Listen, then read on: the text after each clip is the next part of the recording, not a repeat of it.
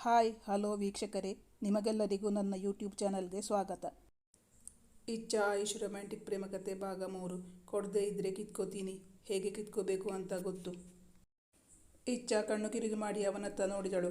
ಅವನು ಅವಳಿಂದ ಪೂರಿಸಾಗು ಕಿತ್ತುಕೊಳ್ಳಲು ಪ್ರಯತ್ನಿಸುತ್ತಿದ್ದ. ಆಯುಷ್ ಅವಳ ಸುತ್ತ 2 ಕೈಗಳನ್ನು ಬಳಸಿ ಕಿತ್ತುಕೊಳ್ಳುವ ಹವಣಿಕೆಯಲ್ಲಿ ಅವನಿಗೆ ಅರಿವಿಲ್ಲದಂತೆ ಅವಳ ಸನಿಹಕ್ಕೆ ಸರಿದಿದ್ದ. ಅವಳನ್ನು ತನ್ನ ಬಾಹುಗಳಲ್ಲಿ ಬಂಧಿಸಿಬಿಟ್ಟಿದ್ದ. ಅವಳ ಸುಳಿ ಕೂದಲು, ಮೈಯ ನುಣುಪು ಅವನಿಗೆ ಹಿತವಾಗಿತ್ತು. ಅವನ ನೋಟವೀಗ ಮೃದುವಾಯಿತು.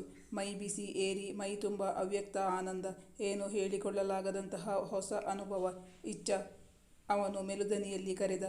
ಇಚ್ಛಾಗೂ ನವ್ಯ ಅನುಭವ, ಪುರುಷ ಬಾಹುಗಳ ಮೊದಲ ದಿಗ್ಬಂಧನ. ತಾನವನಿಗೆ ಸೋಲುತ್ತಿದ್ದೇನೆ ಎಂದು ಅವಳಿಗೆ ಅರಿವಾಗಿತ್ತು.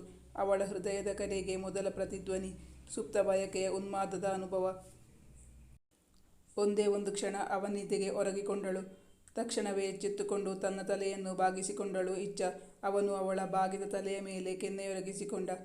ಇಚ್ಛಾ ಎಚ್ಚೆತ್ತುಕೊಂಡು ಅವಳ ಟಿಫಿನ್ ಬಾಕ್ಸನ್ನು ಅವನ ಕೈಗಿತ್ತಳು. ಅವನ ಕಣ್ಣುಗಳನ್ನು ಎದುರಿಸುವ ಧೈರ್ಯ ಇರಲಿಲ್ಲ ಅವಳಿಗೆ.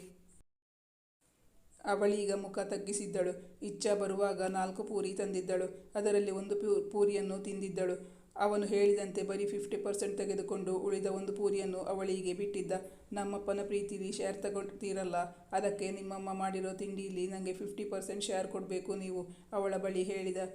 ಲಜ್ಜೆಯಿಂದ ಆವೃತವಾದ ಅವಳ ಮುಖ ಇನ್ನೂ ಚೆನ್ನಾಗಿದೆ ಎನಿಸಿತ್ತು ಅವನಿಗೆ. ಇಚ್ಛಾ, ನೀನು ನನಗೆ ಹುಚ್ಚು ಹಿಡಿಸಿ ಬಿಡ್ತೀಯ ಎಂದ ಮನದಲ್ಲೇ. ಶಾನ್ವಿ ಕನ್ನಡ ಕಾದಂಬರಿ ಚಾನಲ್ನಲ್ಲಿ ನಾಳಿನ ಸಂಚಿಕೆಯಲ್ಲಿ ವೀಕ್ಷಿಸಿ. Thank you for watching.